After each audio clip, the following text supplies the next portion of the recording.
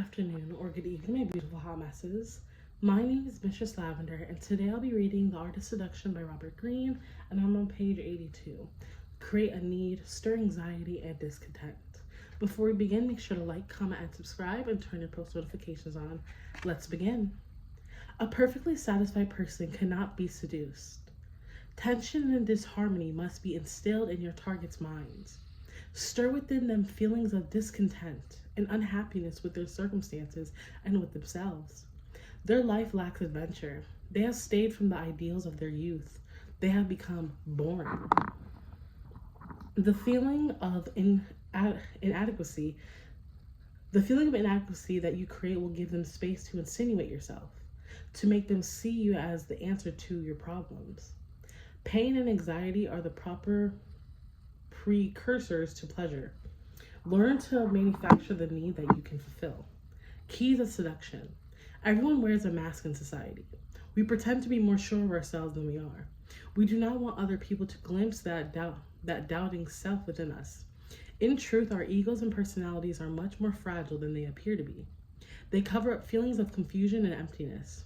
As a seducer, you must never mistake a person's appearance for their reality. People are always susceptible to being seduced. Because in fact, everyone lacks a sense of completeness, feels something missing deep inside. Bring their doubts and anxieties to the surface, and they can be led and lured to follow you. No one can see you as someone to follow or fall in love with unless they first reflect on themselves somehow and on what they are missing. Before the seduction proceeds, you must place a mirror in front of them in which they glimpse that inner emptiness.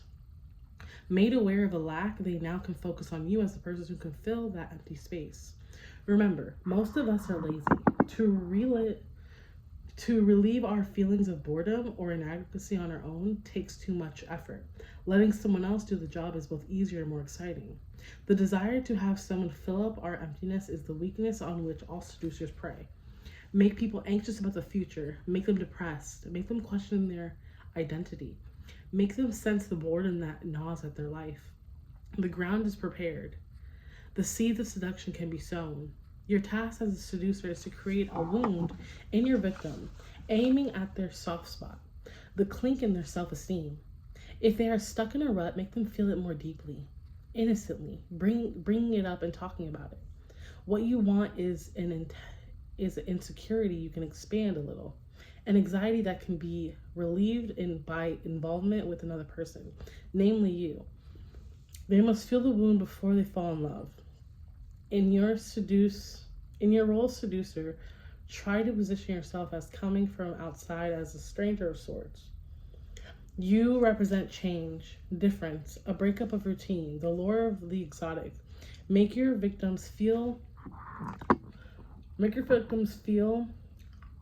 that by comparison, their lives are boring and their friends less interesting than they had thought. Remember, people prefer to feel that if their life isn't interesting, it is not because of themselves, but because of their circumstances. The dull people they know, the town into which they are born, once you make them feel the lure of the exotic, seduction is easy. Another devilish seduction era to aim at is the victim's past. To grow old is to renounce and compromise youthful ideas, to become less spontaneous, less alive in a way. This knowledge lies dormant in all of us. As a seducer, you must bring it to the surface. Make it clear how far people have strayed from their past goals and ideals. You, in turn, present yourself as representing that ideal, as offering a chance to recapture lost youth through adventure, through seduction. Old age is constantly seduced by youth. But first, the young people must make it clear that what the older ones are missing, how they have lost their ideals. Only then will they feel that the presence of the young will let them recapture that spark, the rebellious spirit that age and society has comprised to repress. This concept of infinite applications, corporations and politicians know that they cannot seduce their public into buying what they want to buy or doing what they want them to do unless they first awaken a sense of need and discontent. Make the masses uncertain about their identity, and you can help define it for them. It is as true of groups as or nations as it is of individuals. They cannot be seduced without being made to feel some lack.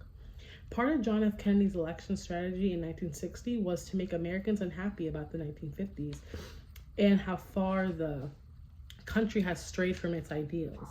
In talking about the 50s, he did not mention the nation's economic stability or its emergence as a superpower. Instead, he implied that the period was marked by conformity, a lack of risk and adventure, a loss of our frontier values. To vote for Kennedy was to embark on a collective adventure, to go back to ideals we had given up. But before anyone joined his crusade, they had to be made aware of how much they had lost. What was missing? A group, like an individual, can be mired in routine, losing track of its original goals. Too much prosperity saps it of strength. You can seduce an entire nation by aiming at its collective insecurity, that Latin sense that not everything's what it seems. Stirring dissatisfaction with the present and reminding people about the glorious past can unsettle their sense of identity. Then you can be the one to redefine it, a great seduction. The symbol is a Cupid's arrow. What awakens desire in the seduced is not a soft touch or a pleasant sensation. It is a wound. The arrow creates a pain, an ache, a need for relief. Before desire, there must be pain. Aim the arrow at the victim's weakest spot, creating a wound that you can open and reopen. You can open and reopen. That's the end of that. That's page 87.